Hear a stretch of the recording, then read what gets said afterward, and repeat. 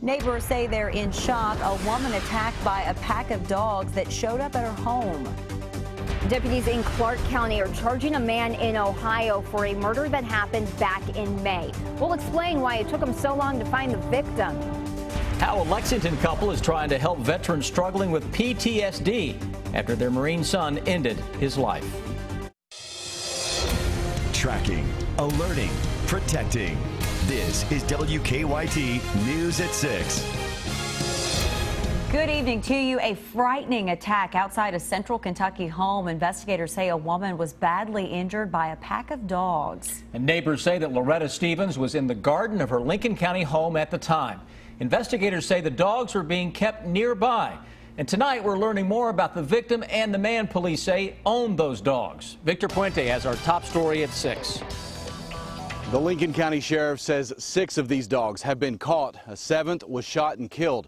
He says the man who owns them wasn't living at the home where they were being kept. She called me and told me to call 911, that there was, she said 10 dogs down, wild dogs down there, a pack of dogs, and that they had tore her to shreds. Please call 911. She was dying. Loretta Stevens called her neighbor this morning, begging for help. Police say the 7 Presa Canarios had attacked her dogs, then attacked her when she tried to intervene. I know she had severe bites to the upper arm and a lot of puncture wounds to her leg.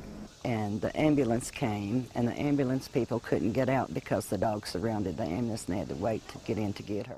The owner of the dogs, Chris Pope, had just gotten them back last week. Court documents show they'd been seized by Boyle County Animal Control when he was charged with animal cruelty in April. And they were released back to him Wednesday. And, 4 days, and here this situation happened in our county. The man who built the kennel on Pope's property said he believes the cages were tampered with. What it looks like is a strand in the cage was cut in the door part, and it's the same in all 3. The Sheriff Folger said he believes the dogs tore their way out. He hasn't been living there. I think that's just a dropping point for his dogs, to be honest with you. And I'm not happy about it. The sheriff told me he was pursuing charges of harboring a vicious animal against Chris Pope. In Lincoln County, Victor Puente, WKYT. Loretta Stevens is in fair condition at UK Hospital. Over the phone, she told us she was having surgery tonight. Nearly 3 months after a sheriff says a man was killed in Clark County, he is now charging someone with that murder. Roger Kinney is now in jail in Ohio. Investigators say he killed a man in May. A day before that, they say he had escaped custody after being arrested. As Kristen Kennedy tells us, the victim's remains were not found until last week. Clark County Sheriff's deputies started searching for a body when the Montgomery County Sheriff's Office contacted them with the tip. Someone told one of their deputies that Roger Kinney confessed to killing a man and burying him on a farm. We went to that farm along with Montgomery County Sheriff's Office detectives a couple weeks ago. Searched it pretty thorough as far as we could legally with what little we had to go on. But we couldn't find a body or anything. Sheriff Burl Perdue says the same man who had been talking with Montgomery County deputies went out last Thursday to mow Kinney's property. While he was out there working, he stopped at a little shed, stable building on the property to hang up some saddles that were falling down. When he thought he had discovered what he thought was a body, he didn't really look. He more or less went by the smell of decomposing flesh. Flesh they think had been decomposing since the middle of May. The deceased person had never been reported as missing, which kind of complicates it because he's missing 2.5, almost 3 months. The sheriff is waiting for the medical examiner to release the identity before he can give that name to us. He says the medical examiner is double-checking dental records. We just have to have the official identification from the medical examiner before I'd feel comfortable releasing the name. But we know who it is. In Clark County, Kristen Kennedy, WKYT. The sheriff won't discuss a motive for the murder. He says investigators are still interviewing people and more charges may be filed. Some scattered showers out there and storms popping up across parts of the state tonight. Chief Meteorologist Chris Bailey shows us what he's tracking right now. Hey, Chris. Hey, guys. The old term steam and storms back with us yet again across central and eastern Kentucky in the closing days of July. I mean, why not? It's been basically the pattern for the entire month. The storms that are out there being fueled by temperatures that are into the normal mid and upper 80s into much of central and eastern Kentucky. We look at those numbers, nothing out of the ordinary, actually, until you get into Jackson and Moorhead. Look at that, 78. That's it in Jackson because you have some rain nearby. 82 into Moorhead, where we've had some showers and storms close by as well. Defender showing, the speckled nature of those typical afternoon and evening thunderstorms that you get in the summertime. To the north of us, a little bit of cell action trying to pop up here into Harrison and parts of Nicholas counties. Now we get toward Cave Run Lake. One lone little shower west of Moorhead. Southeastern Kentucky, this stuff has been kind of setting in place for the past couple of hours. Keep an eye on the creeks and streams. Not a whole lot in terms of widespread stuff, but the scattered nature of this and the slow movement could lead to at least some localized downpours. The overall flow continues to come at us upstairs from northwest to southeast. That means any additional shower and thunderstorm cluster is going to try to ride in here, guys. And coming up in a little under 10 minutes, I'll show you why the thunderstorm chances will increase as temperatures get set to decrease. 7-day forecast in a few. New tonight, a Knox County ambulance driver now faces charges for the death of a teenager last year. The Knox County grand jury indicted 25-year-old Kevin French for manslaughter, 2 counts of assault and speeding. Last August, investigators say French was driving an ambulance while under the influence when the vehicle hit 14-year-old Samson Callender and 2 of his friends who were riding their bikes. Callender was killed. It looks like a makeover is in the works for the inside of Rupp Arena. The Lexington Center announcing today the nearly 40-year-old facility will be receiving millions of dollars in technology upgrades. It comes a year after Lexington city leaders tabled a proposed massive renovation of Rupp Arena. New at 6, Monique Blair talks to the Lexington Center CEO about the upgrades. Those upgrades are expected to cost about $15 million, and they will be rolled out through the course of the next 18 months, beginning immediately. The Lexington Center Corporation Board of Directors voted unanimously Monday to approve the major audio-video technology upgrade to Rupp Arena. Installing a center-hung audio-video scoreboard array as part of that project, plus bringing the arena and indeed all of our facilities to a state-of-the-art level for Wi-Fi, wireless internet, replace the screen that you see behind me here in the lobby, the message boards on the Hyatt Regency Hotel at High Street and Vine Street. Add to that a complete replacement of the production studio. Those changes will happen over the next 2 to 3 months. Next summer, you can expect to see changes made to the roof's steel support structure.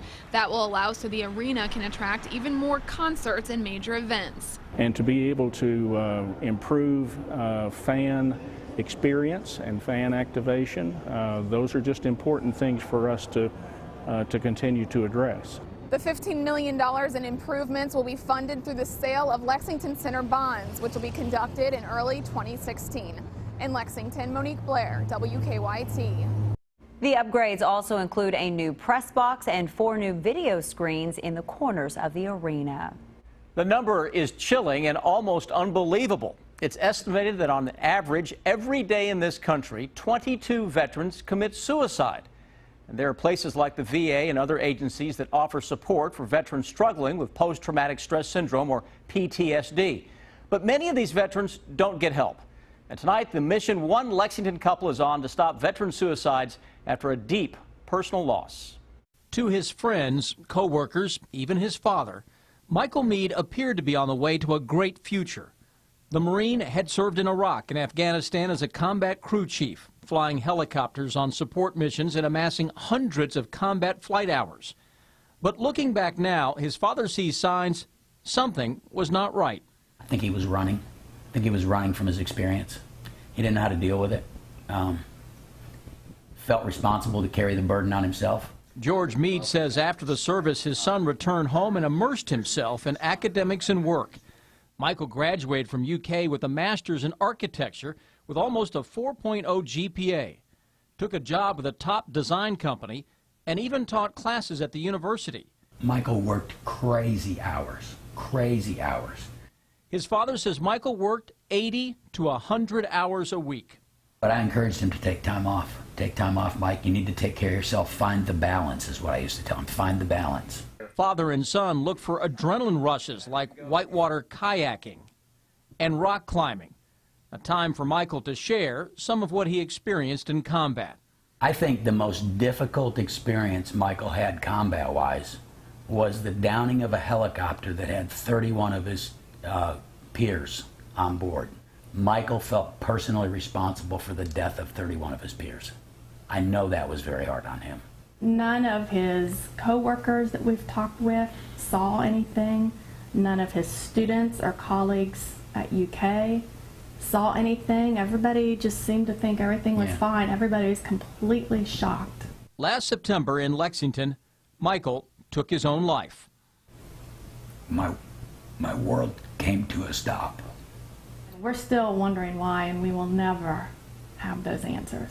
He didn't have an avenue to turn. He didn't see the VA as viable, which bothers me. He didn't see other agencies as viable. Who are they going to? I mean, that's a huge question for us. The commissioner of the Kentucky Department of Veterans Affairs says many veterans who commit suicide don't look for or find help. Of the 22 a day who take their lives, we consider that a conservative estimate. But even more troubling is that only 5 to 7 of those 22 are anticipated to be what we call VA-involved veterans, those veterans who are in the VA healthcare system. The former Miss America grew up in a home with a father who suffered from PTSD after fighting in the Vietnam War. She supports a program the Meads are bringing to Kentucky. It's called Vet Life Kentucky, modeled after a veteran support group in New York started by Victor Montgomery. It's a peer-to-peer support system using combat veterans helping combat veterans. Montgomery, a Vietnam War vet who suffered from PTSD, has a background in psychology, counseling, and has written a book on suicidal veterans. Many of these families have chosen to step out and say, I don't want this to happen to someone else. So yeah, a peer-to-peer network and veteran-to-veteran specific programming, yes, I think it's great. Welcome it. Absolutely. The hope is a non-governmental, non-clinical environment will attract more veterans who need help. I don't want anybody's parents, anybody's sister and brother. I don't want anybody's child to get the phone call that we got. I can't do that. The first peer-to-peer support group with Vet Life Kentucky met in June at Crossroads Christian Church. They meet every Sunday from 5 to 6 p.m. It's free. And the Meads hope that the grassroots effort will spread to other Kentucky counties. We have links to several veteran support groups on WKYT.com.